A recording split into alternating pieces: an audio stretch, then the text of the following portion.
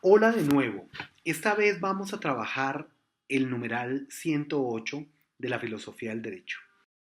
Este parágrafo nos termina de caracterizar los elementos o los grandes rasgos de la moralidad. Hasta acá, hasta el numeral 108, Hegel nos va a mostrar esos elementos sustantivos de la moralidad que marcan todo el capítulo. Acá nos va a decir que todo este capítulo, toda la moralidad, implica un punto de vista formal. ¿Qué quiere decir que sea la voluntad subjetiva o el derecho a la voluntad subjetiva una perspectiva formal? Lo que quiere decir es que la voluntad, como aparece como subjetiva, aparece para sí misma. Ella se sabe a sí misma, ella se sabe libre. Tengamos en la cabeza o tengamos en mente el pensamiento de Kant, la filosofía moral kantiana, y el desarrollo de la filosofía moral kantiana en el pensamiento de Fichte. En el pensamiento de Fichte. La filosofía moral kantiana, la filosofía de Fichte, nos ha mostrado que el acto de la libertad puro y simple, de la autonomía, de la autodeterminación de la voluntad, es una actividad para sí. El hombre se sabe a sí mismo, se sabe puramente autónomo. El sujeto moral se sabe puramente autónomo en esa experiencia de libertad subjetiva. Pero ¿cuál es el problema?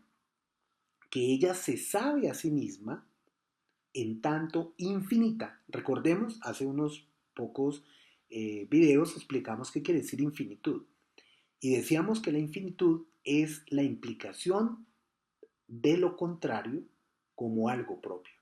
Entonces, si bien la voluntad moral aparece como subjetiva, ella implica, por su infinitud, una dimensión objetiva. Y esa dimensión objetiva, entonces, asume esa dimensión objetiva como el ámbito, como el escenario de sus acciones. ¿Con base en qué va a actuar? ¿Con base en qué principio va a actuar? Pues con base en la búsqueda de la universalidad en sí. ¿Cuál es la universalidad en sí? Pues la ley moral universal.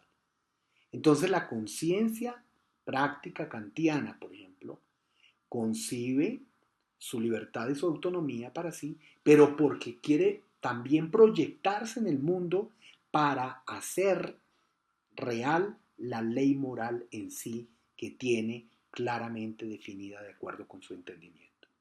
Eso podríamos formularlo desde una perspectiva cercana a la formulación que nos daría un autor como Kant.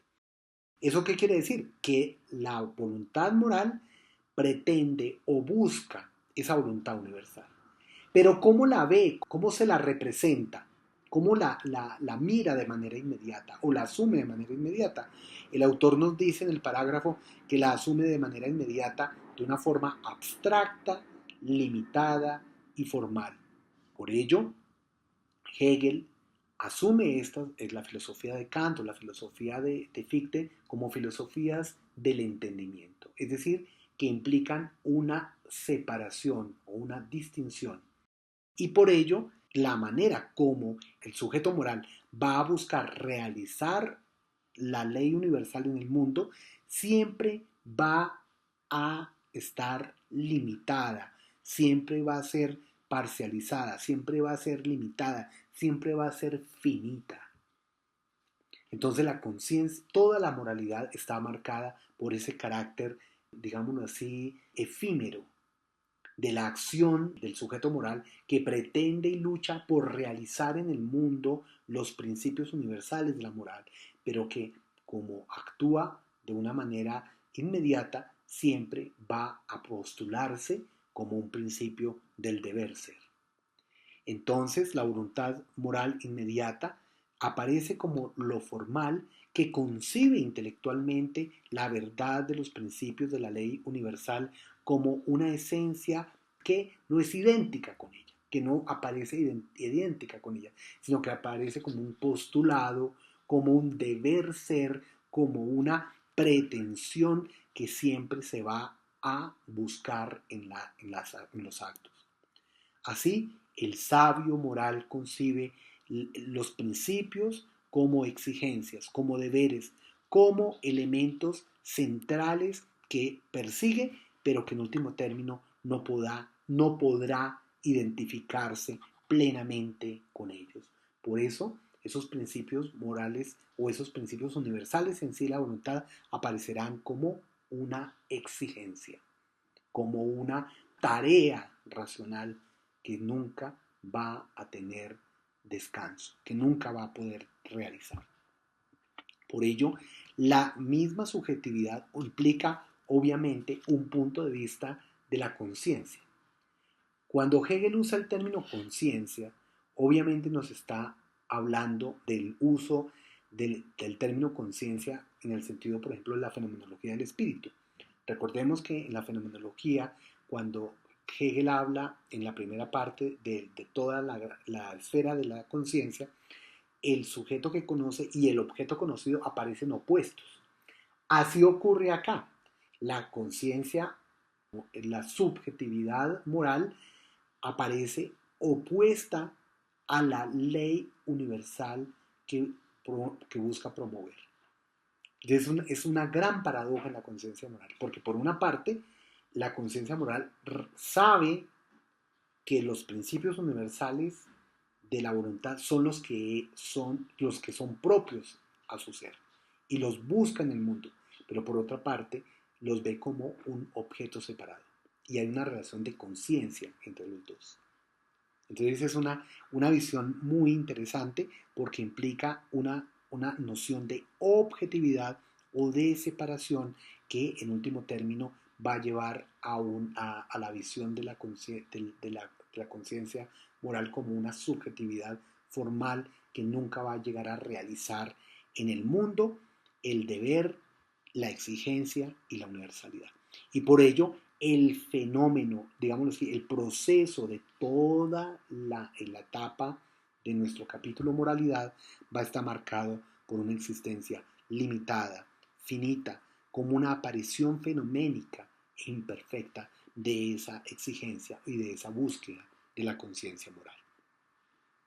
Finalmente hay una anotación de Hegel que me parece supremamente importante para poder interpretar adecuadamente también el texto. Y es que moral no es lo opuesto a lo inmoral. Muchas veces en el lenguaje ordinario o en un lenguaje normativo no especializado, oponemos moralidad e inmoralidad. No, Hegel acá está hablando de moralidad en el sentido de la perspectiva de el sujeto moral que proyecta sobre el mundo desde su interioridad sus propios ideales, sus propios deseos, sus intereses, sus propósitos, sus intenciones.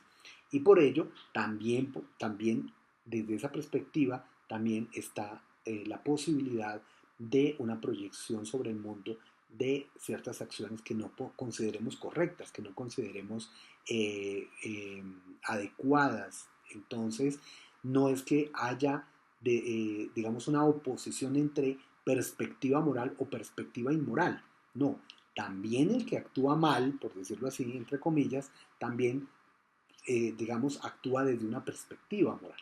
Porque la perspectiva moral se refiere a la relación entre la subjetividad que proyecta acciones sobre el mundo.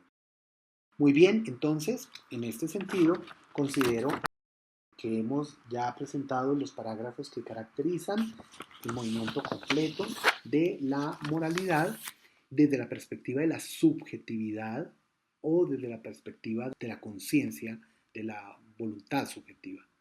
Ahora, de los numerales 109 a 114, vamos a caracterizar la acción como punto de materialización o de concreción o de existencia de la voluntad subjetiva o moral. ¿Listo? Muchas gracias por su atención. Espero que en medio de todo este esfuerzo de lectura, de estudio, podamos seguir trabajando y tratar de desentrañar el significado de lo que Hegel nos está tratando de mostrar y que podamos hacerlo de una manera lúcida, de una manera clara y que haya sido cada vez más iluminadora la reflexión en torno al autor. Muchas gracias y un abrazo desde Bogotá.